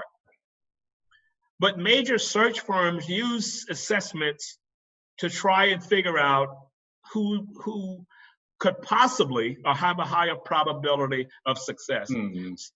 Session C is based on how well, if you're on my team and I'm thinking you're ready for the next step. Now, this is non-assessment, but here's how it works there. I have to prepare a package about you, your successes, your strengths, weaknesses, and I have to present that to a peer group. I can't vote. Okay. So that means the people in the room will say, Howard worked with me and my God was just on top of everything. And you could also have someone in the room says, no, came through, the deliverables were not met, always a challenge. It could have been attitude, but you have a group of 10 people who are kind of looking from all around, surrounding it. So that's the GE uses that, and they've always used it. I think that's great because that takes away the cronyism, moving your friends through the loop. That could be a hard sell in organizations. True. If you have someone that's an org psychologist, that is their area of expertise. You could possibly engage someone. See, the thing is, this is what I've always done. If I was concerned about that, I would interview org psychologists and say, here's what we're looking to do. What are your thoughts on that? What type of models do you have? Can you walk us through those models? And I maybe would get 4 or 5 presentations. And then I would switch and say, Conferry, whoever it is, you come in and walk us through your presentations. I didn't say I was going to buy anything. I'm just in exploratory mood. But I tell you what, after I've interviewed 7 or 8 people, I've got a pretty good general idea of what the market is talking about. And then I can kind of zero into what I may be looking for depending on budget. So tap into people that are in the assessment industry. You're an inquiring customer. I didn't say I was going to buy anything. We're thinking about this. They will always come back and say, how soon are you looking to make that decision? Possibly within a year. And they come in and you have your questions set up and you go through the process. You do 4 or 5 people, you've got a pretty good understanding because there's no clear-cut measure. There's never been an assessment that was designed that I can look at someone and they scored 93 on the score and they're going to be successful.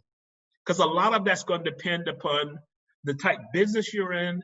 It depends upon the DNA of your workforce. If that's a younger workforce versus a mid-level workforce, if that's a professional workforce versus a manufacturing workforce. So there's too many dynamics. So what works for this company may not work for here. So that's why if you bring someone in, they're going to do kind of a Q&A to figure out what kind of business are you in, what kind of leader, what is your values and missions and all those kind of things. Wonderful. Thank you, Sir Ron. Okay, guys. Are you still okay for just one more? I'm still okay. Yeah. Okay. Thank you, Sir Ron. Chona Fantastico. All changes require cost.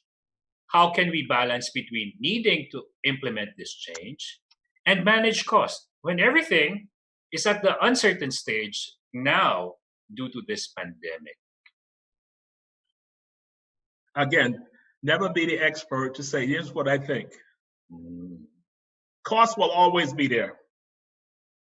But does the overriding mission of what you're trying to accomplish override the cost?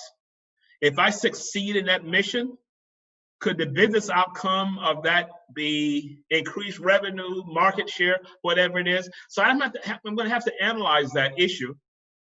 And so here's another way I look at it. I always do kind of issue analysis. The issue, what's the importance in the organization? Is it going to have a huge impact if I can turn it around? And that may be a business outcome. So that prioritization exercise is based on what's going to be the impact of the outcome. If the outcome is going to be is a tremendous upside if we nail it or even get close to nailing it, I may use that. And then I just build a business case around that. But I talk to issue, alignment, cost, and projection. And if that projection and business case is strong enough, it overrides the cost and cost becomes a non-entity. But you're going to have to prioritize which one is more important. Always look at the issue that you're looking at and kind of walk through kind of a value chain to see whether there's a strong business outcome. And the business outcome will build the business case when you're talking to these numbskull leaders who only concerned with the dollars or the pesos, whatever it is. Yeah. Thank you for that, Sir Ron. And I think this last question, a lot of people would relate to this. A lot of HR practitioners will relate to this. From an anonymous attendee asking you this question, what's your advice for HR teams who are not regarded as much in an organization? That is not being included in decision-making in the organization. Okay, go back to that again, because I got caught up. So what's your advice for the HR teams? These HR teams are not regarded as much or valued as much in the organization. They're not being included in decision-making in the organization. Okay, don't feel alone. Because there's a lot of HR departments that are in the same boat. Okay. But here's the threshold or the graduating point. You begin solving something. You begin solutioning inside of your organization, taking those issues and walking through that value chain and showing the business outcome. They won't hold a meeting unless you're in the room. Wow. The other leaders will say, can you send the HR team in to do this? All it takes is one success, and that's your platform. I'll give you one case. This was a situation in Riyadh for Microsoft, which was one of my clients at that time. The recruiter, we had done a training session, and I asked everyone, what are you going to work on Monday? The same thing I'm asking you, what are you going to take from here to go back and dig a little deeper, look at the issue, build it out? She said, I'm going to look at turnover because it's been bothering me. A lot of people are leaving. A lot of people that I took a lot of time trying to get them to come into the company, and Microsoft's a strong brand, and they get here and they leave. We spend money developing that. She went back and started doing an analysis. So she said, I have recs, I got 100 and some recs that are open. So what I did was every day at the end of the day, I took a half hour and I went and looked up 2 or 3 people to see where they were now. I Googled their name to see what they were doing. And she said, what I found out was that as I was going through this, that I could see I was building a business case, because what was happening was that almost 65 people out of that 100 or so, I'm just using those numbers, had gone to one company, which was a competitor, which Microsoft's business development team did not even know that these people had moved into Riyadh as their Middle East headquarters. Their sourcing strategy was hire Microsoft engineers. The turnover costs for those engineers and the money they invested was into the millions of dollars. She had the business case. On the next month-end meeting, she presented to her boss. Her boss asked her to come into that meeting. She presented that meeting.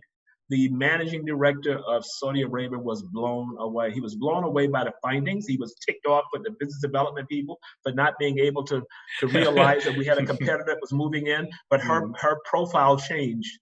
She was standing there walking these business people through this business case, issue related, and showed them cost, but she showed them from a talent perspective.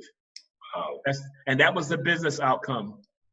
She contacted me after that. We kind of talked through it and where are you now? What are you doing? This kind of thing. And she said that maybe 6 weeks after that presentation, the managing director wanted her to take on a new role as a business analyst. Wow. And she still sits in human resources, but a business analyst, dual report to the managing director as well as the head of HR. Changed the trajectory of her career. So if you're in those kind of departments, you've got to solve something. But, you know, we're faced with issues all the time. What we talked about was 8 different issues that's going to affect you.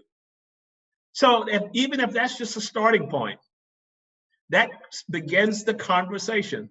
Talking to people who's going to be affected in those areas. Talking to leaders that's going to be affected in those areas. Take the issue. You build the value chain across. You align it to whether it's performance, engagement, turnover, whatever it is. You analyze the cost. You analyze from a talent perspective. You make a business case. You don't need to worry about not doing anything and not being seen. You're not being seen and not being listened to because you haven't brought anything of value. And I'm just using that from a general approach. I don't mean that directly directed at you. But when you see those kind of things happening, your department is not viewed as a strategic department. You're not viewed as a business department that just happens to focus on human resources. Remember what I said. Always try and be seen as a business person. If you look at any survey from senior leaders and their views of human resources, the number one issue they have a problem with is business acumen. We don't even understand what was the total revenue last year. We don't even understand which product line generates the most business, which product line is trending higher, which product line is flatlining, which product line is trending downward. Apple, iPhone, 65% of their revenue is tied up in the iPhone. Last year, it was 45%. They lost 20% of revenue in that category. If I'm an HR person, I need to know that because that's going to affect the talent in the business. So we've got to just become more business oriented. And you know what? I'm going to say this. You have to start reading the business section of the paper. Wow. And following your industry. And the websites I showed you there, when you sign onto these websites, build your profile out. Tell them you're interested in talent management. Tell them you're interested in strategic workforce planning or whatever it is. And then the learning comes through. Now, I'm not saying every email comes through is going to add value because sometimes I look at it in the morning, I said, nope, nothing's here, and I move on. But maybe one day a week, there's something in there, and I said, you know, I've got to read this. Now, you know what? I told you this morning, I got Dubai's plan for how we can open everything up. I like the model of that. And I was telling my HR assistant this morning, I said, we're going to use this So she's very detailed. She said, well, what about the copyright? I said, I'm not saying I'm going to use it verbatim. I'm saying if I plop in an HR perspective and I do it here, I can build my own model. I'm just using their boxes. And that's how we grow in what we do. Thank you, Sir Ron. And I think that's the challenge you pose for all of us, for all the HR practitioners. We should be business people who happen to be sitting in human resources. Yes. And with that, thank you so much, Sir Ron Thomas. Everybody, big hand for guys. Sir Ron. Thank you so much. Thank you. Thank you. You guys have a great end of day. It's just 1 o'clock here, so I got a few more hours. So thank you so much, everyone. It's always a pleasure for me to come to Philippines. And my contact information is there. If you have something that you want to run by me again, you can always send it over. I'm always willing to give. You give, you get back. So that's the way I look at it. Thank you so much, Sir Ron Thomas, for your generosity, for your wisdom, for your kindness, for your empathy, and for your experience. You have distilled over the past many years, sharing with us as much as you can for the past 2 hours, growing us and making sure that we're not only empowered, we're also strengthened. So thank you so much, Sir Ron Thomas. And thank you, everyone. We're not done yet because we'll be calling on, of course, it's your turn now, Madam President Irish Malonda Samson, to take the center stage. Hello, you're still muted, Madam Irish. You're still Okay, can you hear me now? I can hear you now, Madam President. Okay, wow, that was great session. Amazing 2 hours. A handful of insights, sharing of insights, interaction. Wow, I hope that our HR professionals, participants were able to learn a lot today and were able to apply it in their workplace sooner. And also nowadays, of course. Thank you so much for being with us. And of course, more power to our speaker. Thank you so much to Sir Ron Thomas. And hope to meet you personally here in the Philippines. Yes. Of course, thank you, Sir Howell, for moderating our e-learning session today. It's a pleasure, Madam President. I'll be seeing you tomorrow. Do you have a takeaway? Because I have. Go on. Okay, so my takeaway, like what I mentioned, don't be the HR professionals that we are right now. Be a business person. Let us be business people who happen to be sitting in human resources. And that's the best takeaway that I ever had. Well, it happens to be the same takeaway as I have. Oh, yeah, then thank you for that. As a president, we have the same wavelength. Yes, as a president and as a HR people manager of Ariva Academy. So, thank you. Thank you, and see you tomorrow. Okay, then, guys, don't please stay tuned because I have a lot more to tell you. Please allow me to acknowledge our win-win sponsors in making this e-learning session possible. Our official media partner, thank you to Art Plus Magazine. Digital media partners, Focus Media, Globaltronics, City Advertising Venture, Outcome, Elevate Media. For win-win partners, thank you to Brother, Faber-Castell, Gluta-C, Moringa O2, KFC, Mr. Donut, Tokyo, Lotus Biscoff, Boss Job, CERT Technology Inc., Finma Properties, Perajet, and Lawi Korea, Kilson and Carpo Consulting, Enchanted Kingdom, Disperse, Cosmotech Philippines Inc. And for those of you who want to place your ads here, advertise your company, your logo, your services, and have a brand exposure to thousands of viewers. So please email us at marketing@ariva.com.ph.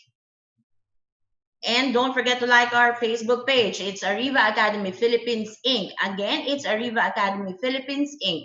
Please do scan this QR code and it will be directed to our Facebook page. Don't forget to like us. For those of you who want to watch the replay of our e-learning sessions, please do subscribe to our YouTube channel. It's Ariva Academy and Ariva Talks. Ariva Academy and Ariva Talks. For our upcoming online learning sessions, this will be tomorrow. Please do join us. We have invited again another international speaker, Mr. Adrian Tan from Singapore. He will be discussing how to be productive when you work from home. And on Saturday, April 25, we have invited Mr. Chinkitan, the sought-after motivational speaker and wealth coach. He will be discussing manage money in a crisis, strategies to manage your money better. And none other than Mr. Howell Mabalot. He will be discussing selfless leadership, leading your people through turbulent times. This will be on April 28th. Don't forget. And of course, there's a lot more of a series of 4R HR Virtual Summit PH 2020. This will be tomorrow, April 24. Why the COVID-19 crisis is ideal to improve your organizational culture. We have invited Mr. Arthur Karmasi to discuss this, and he is from Bali, Indonesia.